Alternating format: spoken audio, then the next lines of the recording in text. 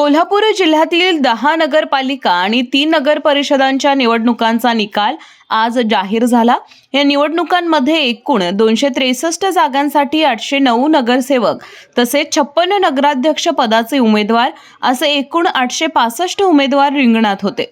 निकालानंतर जिल्ह्यातील 13 नगराध्यक्ष पदांवर नूतन नगराध्यक्षांची निवड झाली असून भाजप, राष्ट्रवादी, अजित पवार गट, शिवसेना, शिंदे गट तसेच विविध स्थानिक आघाड्यांनी आपले वर्चस्व सिद्ध केले। चंदगड नगरपंचायतीत भाजपचे सुनील कावनेकर यांनी विजय मिळवला। मलकापूर नगरपंचायतीत जनसुराज्य शक्ती पक्षाच्या रश्मी कोठावळे तर हातकणंगले नगरपंचायतीत शिवसेना शिंदे गटाचे अजितसिंह पाटील नगराध्यक्ष झाले आहेत।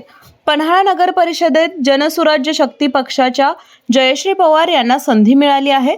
मुरगुड नगर परिषदेत भाजपच्या सुहासिनी प्रवीणसिंह पाटील, आजरा नगर पंचायतीत ताराराणी आघाडीचे अशोक चराटी, जयसिंगपूर नगर परिषदेत राजर्षी शाहू विकास आघाडीचे संजय पाटील यड्रावकर विजयी झाले आहेत।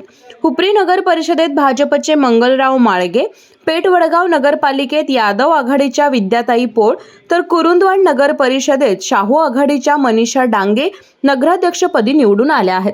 गडहिंग्लज नगरपालिकेत राष्ट्रवादी अजित पवार गटाचे महेश तुर्बत मठ, कागल नगरपालिकेत सविता प्रताप माने राष्ट्रवादी अजित पवार गट आणि शिरोळ नगरपालिकेत शिवशाहू यादव गटाच्या योगिता सतीश कांबळे यांनी विजय संपादन केला आहे। या निकालामुळे जिल्ह्यातील स्थानिक राजकारणात विविध आघाड्यांचा प्रभाव स्पष्ट झाला असून आगामी काळात नगरपालिकांच्या कारभाराकडे लक्ष लागले आहे।